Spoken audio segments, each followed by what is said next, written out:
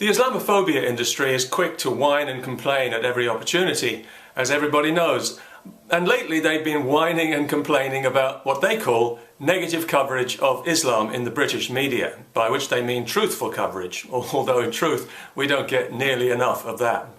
For example, when it was revealed recently that there's been a large increase in so-called honour violence, where Muslim women are brutalised and murdered by members of their own family, nowhere in the BBC report did it mention the one crucial ingredient, the religion of peace. This salient piece of information was carefully airbrushed out, as if to imply that this is a British phenomenon, as if society as a whole is to blame. Similarly, we're always hearing about organised gangs of Muslim men exploiting and raping underage girls. Yet the media never refer to these men by the religion whose misogynistic values have shaped their view of women, preferring instead to label them Asians, which is a gross slander on Hindus and Sikhs who don't engage in this kind of behaviour, yet who are tarred with the same brush by cowardly and dishonest journalists afraid to offend the whining, oversensitive professional victims of Islam. People often say, well, the bad things about Islam are cultural, they're not religious. Really? What happens in Saudi Arabia isn't culture, it's pure religion, it's pure Islam, and it's pure insanity. We're talking about a country run with an iron fist by a handful of brutal, conservative, religious clerics. A country where they execute people for witchcraft, where they execute gay people and treat women as a subhuman species, and where gangs of fanatical, scripture-sodden ignoramuses are allowed to roam the streets enforcing Sharia with medieval rigour. The religion is the problem, not the culture. The problem with Iran is the religion, not the culture. Iranians are not Arabs, but they've been conquered by an alien Arab religion, and now their country's entire focus is on an Arab situation, Palestine, not an Iranian one. This is because the religious fanatics who control Iran, against the wishes of its people, are insane. Their minds are so pickled by their barbaric religion, and they're so obsessed with killing Jews, they're determined to force a nuclear showdown. They're driven by powerful apocalyptic religious delusions which they intend to act upon the first chance they get. They're of the same mentality as the religious fanatics who controlled Europe hundreds of years ago. And if those people had had nuclear weapons, none of us would be here now. Many of the Muslims here in Britain, including the gangs of child rapists, all of them, come from Pakistan, where the culture is shaped by the religion and blasphemy is a capital offence. It's what the religion demands and the culture does what it's told, otherwise the religion will mobilise a mob of illiterate savages to riot in the streets, and scores, if not hundreds of people, are likely to be killed.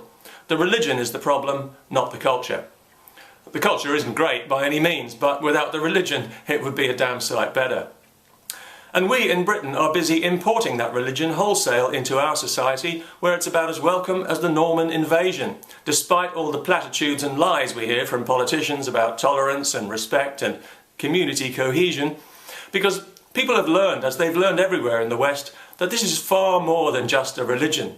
It's an invasive, political, supremacist ideology that exploits religious freedom and cultural guilt to impose itself with constant demands for special treatment, always backed by the implicit threat of conflict and violence. In other words, through cultural terrorism. So whether it's prayer rooms crowbarred into the workplace where they don't belong, Muslims allowed to pray in the streets and block traffic, medical staff allowed to ignore hygiene rules, the police turning a blind eye to genital mutilation, universities letting jihadists recruit on campus, Sharia courts dehumanising women, or the imposition of halal-only food on the entire population without their knowledge or consent, society, it seems, must always bow to the unreasonable demands of Islam, and anyone who dares to object is either vilified as a racist or openly threatened with violence. This is what the media should be saying about Islam if journalists had the guts to do their job and tell the truth, because it is the truth and everybody knows it's the truth. And you can call me a racist for saying so if you want to, and a hate monger and a bigot and all the rest of it. Go through the card, be my guest. But when you finally run out of names, it will still be the truth. Sorry about that. Thanks to our moral cowardice, we now have hundreds of unregulated madrasas in Britain teaching tens of thousands of children to despise the culture they live in. That bodes well for the future of community cohesion, doesn't it? A madrasa, in case you didn't know, is an Islamic school. In other words, it's the kind of place where you're likely to come out even more ignorant than when you went in. And just last month we had a good example of the kind of mentality these places encourage when 3 Muslim men were convicted of stirring up hatred by passing out leaflets calling for gay people to be executed. They pleaded guilty by all accounts, but to my mind it would have been more accurate and more honest if they'd pleaded insanity. One of them said he did it because he wants to improve society. Well, there's a simple way for him to do that. Emigrate and take all his bigoted, fuzzy-faced friends with him. The prosecution argued that the leaflets were not educational, when in fact they were extremely educational, in that they plainly stated what Islam actually teaches and not what its mealy-mouthed apologists would like to pretend it teaches.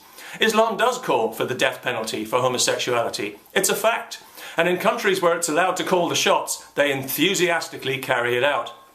Thanks to unwanted mass Islamic immigration, there are parts of Europe today where if you make it known that you're gay, or Jewish for that matter, you are virtually asking to be physically attacked. It's an indisputable fact that the more Muslims there are in a society, not Asians, Muslims, the less safe it's likely to be for gay people, or Jews, or women, or anyone attempting to exercise their fundamental right to freedom of speech. So where exactly is all the positive coverage of this wretched religion supposed to come from? A religion that routinely responds to the slightest criticism by feigning a ludicrous knee-jerk sensitivity, when its own scripture is a handbook of insensitivity, brutality, and social division.